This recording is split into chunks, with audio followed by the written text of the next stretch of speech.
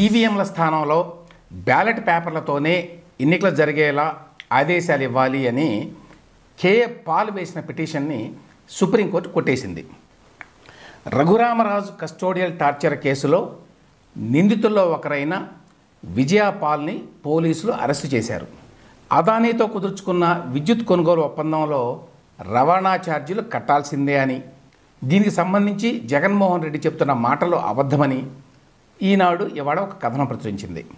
విశాఖ శారదాపీఠం స్వామి స్వరూపానంద ఇక నుంచి రిషికేశ్లో తపస్సు చేసుకుంటారని, అందువల్ల గత ప్రభుత్వం ఆయన కల్పించిన పోలీసు భద్రత ఇక అవసరం లేదు అని ఆ పీఠం వారు డీజీపీకి ఒక లేఖ రాశారు.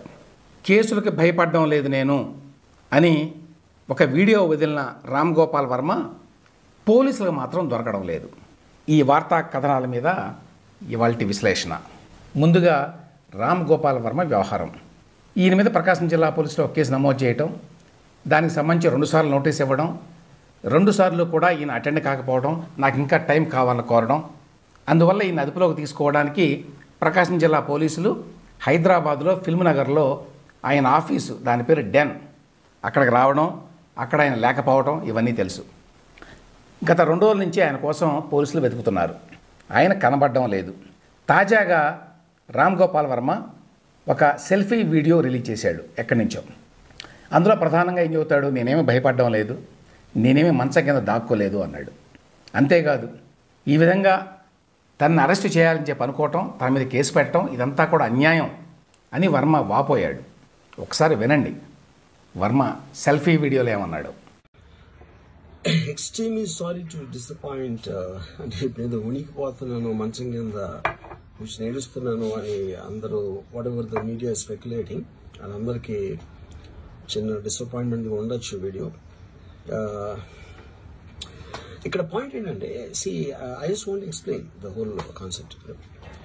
ఇప్పుడు నేను ఆల్మోస్ట్ ఒక 1 year బ్యాక్ ఏదో ట్వీట్స్ పెట్టాను అనే ఎలిగేషన్. ఆ ట్వీట్స్ ఎవరో మనోభావాలు దెబ్బతిన్నాయి. ఇక్కడ విచిత్రం ఏంటంటే 1 year బ్యాక్ పెట్టిన ట్వీట్స్ 4 డిఫరెంట్ ప్లేసెస్లో, 4 డిఫరెంట్ జ్యూరిస్డిక్షన్స్లో 4కి ఒకే 3-4 రోజుల వ్యవధిలో వాళ్ళ మనోభావాలు దెబ్బతిన్నాయి. వాళ్ళు ఆ పరంగా కంప్లైంట్ ఇవ్వడం, కేసులు పెట్టడం జరిగింది. ఇక్కడ పాయింట్ 1, ఎవరి మీద అయితే నేను పెట్టానని వాళ్ళు చెప్తున్నారో వాళ్ళకి లేదు, ఎవరో థర్డ్ పార్టీ, అసలు సంబంధం లేనివాడు.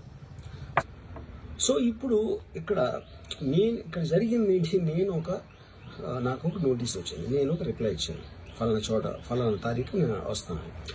అప్పటికి నాకు జరుగుతున్న పని ఒక ఆన్గోయింగ్ స్కెడ్యూల్ ఉంది కాబట్టి, నాకు ఫిల్మ్ వర్క్ ఉంది కాబట్టి అవ్వలేదు. అండ్ ఇట్ ఈస్ వేరే ప్రొడ్యూసర్ చేస్తున్నాం, ఆ ప్రొడ్యూసర్కి నష్టం వస్తుంది కాబట్టి నేను మళ్ళీ టైం అడిగాను. ఇదేంటి కేసు, ఇదేం అర్జెంట్ కేసు అంటే 1 year తర్వాత ట్వీట్ చూసిన అతనికి 1 weekలో అన్ని అయిపోవాలనేది ఏమన్నా మీనింగ్ ఉంటుంది అసలు దాన్ని? So which basically means it is being done for purposes other than the urgency of the case. So Varma చాలా లీగల్ పాయింట్లు లేవనెత్తున్నాడు. అదేంటంటే, ఎప్పుడో ఏడాది కిందట నేను ఏదో ట్వీట్ చేస్తే దానికి ఎవరి మీద ట్వీట్ చేశానో వాళ్ళు కాకుండా వేరే వాళ్ళు కంప్లైంట్ చేయడం ఏంటి, వాళ్ళ మనోభావాలు దెబ్బతినడం ఏంటి, ఇదంతా అన్యాయం, ఇదంతా కూడా పెర్సిక్యూషను, నా మీద కక్ష సాధింపు చర్య. ఇటీవల కాలంలో ప్రపంచం అంతా ఈ విధంగా జరుగుతున్నాయట. వర్మగారికి ఇప్పుడే తెలిసిందనమాట. 2019 నుంచి 24 మధ్యకాలంలో జగన్మోహన్ రెడ్డి ఈ విధంగా మొత్తం ప్రభుత్వ వ్యవస్థని వెపనైజ్ చేస్తే, ఆయన మాటల్లో వెపనైజ్ చేస్తే అప్పుడు ఈ విషయం అర్థం కాలేదు వర్మకి. అప్పుడు వెపనైజ్ చేసినట్టుగా అనిపించలేదన్నమాట ఆయనకి. అప్పుడు జగన్ ఈ విధంగా తన ప్రత్యర్థుల మీద కక్ష తీర్చుకుంటున్నాడు అని చెప్పి వర్మకు అనిపించాల. ఇప్పుడు అనిపిస్తోంది. అసలు విషయం ఏంటంటే, గతంలో వర్మ ఏమనుకున్నాడు, ఈ చంద్రబాబు నాయుడు, ఈ టీడీపీ, వీళ్ళ ప్రభుత్వం, వీళ్ళు చాలా సాఫ్ట్, ఏమన్నా కూడా నడిచిపోతుంది. అదే జగన్మోహన్ రెడ్డిని ఏమన్నా అంటే మాత్రం జైల్లో వేస్తాడు. అందువల్ల జగన్మోహన్ రెడ్డితో చేతులు కలిపి టీడీపీ మీద, చంద్రబాబు నాయుడు మీద ఇష్టారాజ్యంగా ట్వీట్లు చేయొచ్చు, అవాకులు చవాకులు పేలొచ్చు అనుకున్నాడు. ఇప్పుడు వ్యవహారం తిరగబడింది. దాంతో దిక్కుతోచడం వల్ల షూటింగ్లో బిజీగా ఉన్నాను అని చెప్పేటువంటి వర్మకి ఈ సెల్ఫీ వీడియోలు చేయడానికి మాత్రం టైం ఉందన్నమాట. ఇవాళ రేపో రామ్ గోపాల్ వర్మ అరెస్టు ఖాయం. ఇవాళ హైకోర్టులో ఆయన బెయిల్ కేసు ఉంది. అందులో బెయిల్ వస్తుందేమో అని ఆశ. అందుకనే ఇంత బెంకంగా మాట్లాడుతున్నాడు. ఇవాళ ఒకవేళ హైకోర్టులో బెయిల్ రాకపోతే పోలీసులు అరెస్ట్ చేయడం ఖాయం. అప్పుడేమి సెల్ఫీ వీడియోలు చేస్తాడో చూడాలి వర్మ. ఈవీఎంల మీద ఈ మధ్యకాలంలో చాలామంది చాలా కన్సర్న్స్ రైజ్ చేస్తున్నారు. దాని మీద చాలామంది కోర్టుకు వెళ్ళారు. సుప్రీంకోర్టు ఇప్పటికే చాలాసార్లు అటువంటి పిటిషన్లు కొట్టేసింది. తాజాగా ప్రజాశాంతి పార్టీ అధ్యక్షుడైన కేఏ పాల్ మరొక రిట్ పిటిషన్ వేశాడు సుప్రీంకోర్టులో. సుప్రీంకోర్టు ఆ పిటిషన్ నిన్న కొట్టేసింది. ఏంటి కేఏ పాల్ కోరింది? ఈవీఎంల స్థానంలో మళ్ళీ బ్యాలెట్ పేపర్లనే పెట్టాలి అని. సుప్రీంకోర్టు వారు ఒప్పుకోలేదు. ఓడిపోయినప్పుడు మాత్రమే రాజకీయ నాయకులందరికీ ట్యాంపరింగ్ అనేది గుర్తుకొస్తుంది. గెలిచిన వాళ్ళు ఎవరు ఇంతవరకు ట్యాంపరింగ్ జరిగిందని కానీ ఈవీఎంలలో మ్యానిపులేషన్ జరిగిందని కానీ మా దగ్గరికి రాలేదు అని సుప్రీంకోర్టు న్యాయమూర్తులు అన్నారు. ఇక్కడ చెప్పుకోవాల్సిన అంశం ఏంటంటే ఈవీఎంల మీద కొన్ని అనుమానాలు ఉన్నమాట నిజమే. అయితే ఇంతవరకు ఎవరో కూడా క్రెడిబుల్గా ఈవీఎంల్లో మ్యానిపులేషన్ జరిగిందని చెప్పలేకపోతున్నారు. వేసిన ఓట్లు, కౌంటింగ్ చేసిన ఓట్ల మధ్య మిస్ మ్యాచ్ ఉంది లాంటి కొన్ని ఆరోపణలు ఉన్నప్పటికీ ఇదంతా కూడా ఈవీఎంలని ట్యాంపర్ చేయడం వల్ల జరుగుతోంది అని ఎవరు ఇంతవరకు ప్రూవ్ చేయాలి. ఆ విషయాన్ని గుర్తుంచుకోవాలి. ఇప్పుడు జగన్మోహన్ రెడ్డి కూడా ఇదే అడుగుతున్నాడు, ఈవీఎంలు వద్దు బ్యాలెట్ల ముద్దు అని. ఈవీఎంల మీద చాలామందికి అనుమానాలు ఉండొచ్చు. కానీ ఈవీఎంలు తీసేసి మళ్ళీ బ్యాలెట్ పేపర్లు తీసుకురావాలి గతంలో లాగా అనేటువంటి వాదన హాస్యాస్పదం కాదు, ప్రమాదకరం కూడా. ఎందుకు జగన్మోహన్ రెడ్డి అడుగుతున్నాడు ఈవీఎంలు తీసేయండి, బ్యాలెట్ పేపర్లు పెట్టండి అని అవకాశం వచ్చినప్పుడల్లా? నిన్న రాజ్యాంగ దినోత్సవం, ఆ సందర్భంగా ట్వీట్ చేస్తూ అందులో మళ్ళీ ఇది చూపించాడు. మన ప్రజాస్వామ్యం మనుగడ సాగించాలంటే ఈవీఎంలను తీసేసి మళ్ళీ బ్యాలెట్ పేపర్లు పెట్టాలి అని. జగన్ రెడ్డి లాంటి వాళ్ళు కూడా ఈవీఎంలు వద్దు బ్యాలెట్ పేపర్లు కావాలి అని అంటున్నారు అంటే దీని వెనక ఏమై ఉంటుందని చెప్పి ఆలోచించాలి ఎవరైనా. ఈవీఎంలో లోపాలు ఉంటే వాటిని సరిదిద్దుకోవాలి ఖచ్చితంగా. కానీ మళ్ళీ బ్యాలెట్ పేపర్లు కనుక తీసుకొస్తే గతంలో ఏం జరిగిందో మళ్ళీ అదే జరుగుతుంది. గతంలో ఏం జరిగింది? రాయలసీమలో చాలా ప్రాంతాల్లో పూర్తిగా రిగ్గింగ్ జరిగేది. చాలా గ్రామాల్లో ఓటర్లు తమ ఓటు హక్కును వినియోగించుకునే అవకాశం ఉండేది కాదు. వాళ్ళ తరఫున అక్కడ ఉన్నటువంటి స్థానిక నాయకులే ఓటింగ్ చేసేవాళ్ళు, బ్యాలెట్ పేపర్ల మీద గుద్దేవాళ్ళు. ఈవీఎంల్లో అది సాధ్యం కాదు. అందువల్లనే చాలామందికి నోస్టాల్జియా ఉంది. మళ్ళీ బ్యాలెట్ పేపర్లు వస్తే గతంలో లాగా మారుమూల ప్రాంతాల్లో, గ్రామీణ ప్రాంతాల్లో ఫుల్గా గుద్దుకోవచ్చు ఓట్లు. కాబట్టి ఈవీఎంల్లో ఏమైనా లోపాలుంటే వాటిని సరిచేసుకోవాల్సిన అవసరం ఉంది. కానీ మన దేశంలో మళ్ళీ కనుక బ్యాలెట్ పేపర్లు వస్తే జగన్మోహన్ రెడ్డి లాంటి వారికి చాలా ఉపయోగం అది. రిటైర్డ్ ఏఎస్పీ విజయపాల్ నిన్న అరెస్ట్ అయ్యారు. నిన్న 9 గంటల సమయంలో పోలీసులు అరెస్ట్ చేశారు. సుప్రీంకోర్టు మొన్న ఆయన వేసిన బెయిల్ పిటిషన్ని తిరస్కరించింది. కాబట్టి ఆయన అరెస్ట్ కాకుండా ఆపడం ఇక సాధ్యం కాదు. రఘురామకృష్ణరాజు గారి కస్టోడియల్ టార్చర్ కేసులో దర్యాప్తు ముందుకు సాగకపోవడానికి కారణం ఏంటంటే ఈ కోర్టులో కేసులు వేయడం. ఈ విజయపాలను అడ్డం పెట్టుకొని ఈ కేసులో మిగతా నిందితులు Jaganmohan Reddy, PSR Anjaneyulu, PV Sunil Kumar, doctor Prabhavathi వీళ్ళందరూ కూడా ఈ కేసును ముందుకు సాగనీయకుండా అడ్డుకోగలిగారు పరోక్షంగా. కానీ ఎప్పుడైతే విజయపాల్ రిట్ పిటిషన్ సుప్రీంకోర్టు కొట్టేసిందో, బెయిల్ ఇవ్వడానికి నిరాకరించిందో, అప్పుడు పోలీసులు ఈ కేసులో విచారణ వేగంగా చేపట్టడానికి అవకాశం దొరికింది. ఇప్పుడు నిన్న మళ్ళీ విజయపాల్ని ప్రశ్నించిన తర్వాత ఆయన అరెస్ట్ చేశారు.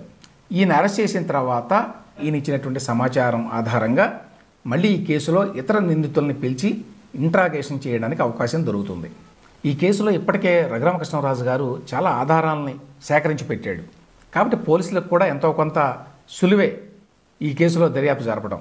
కాబట్టి ఈ కేసులో మిగతా నిందితులు కూడా త్వరలో పోలీసుల ఇంట్రాగేషన్ గురి కావాల్సి ఉంటుంది. ఇక్కడ గమనించాల్సిన ఒక విషయం ఏంటంటే కూటమి ప్రభుత్వం వచ్చిన తర్వాత మాజీ ముఖ్యమంత్రి జగన్మోహన్ రెడ్డి మీద ఒక కేసు కూడా పెట్టలేదు. ఆయన మీద ఉన్నటువంటి ఏకైక కేసు రఘురామరాజు గారు పెట్టినటువంటి కేసే. ఈ కేసులో మాత్రమే జగన్మోహన్ రెడ్డి నిందితుడు. కూటమి ప్రభుత్వం మరే కేసు కూడా ఇంతవరకు పెట్టలేదు. కాబట్టి ఈ మొదటి కేసులో పోలీసులు ఏ విధంగా వ్యవహరిస్తారు, ఏ విధంగా జగన్మోహన్ రెడ్డి పాత్ర కూడా వాళ్ళు విచారిస్తారు అనేది చూడాలి. జగన్మోహన్ రెడ్డి ఓటమితోటి విశాఖ శారదాపీఠం తన వైభవాన్ని కోల్పోయింది. ఆయన ఆశీస్సులుంటే చాలు మనకు అధికారం వస్తుందనో, మంచి జరుగుతుందనో చాలామంది అనుకుంటారు.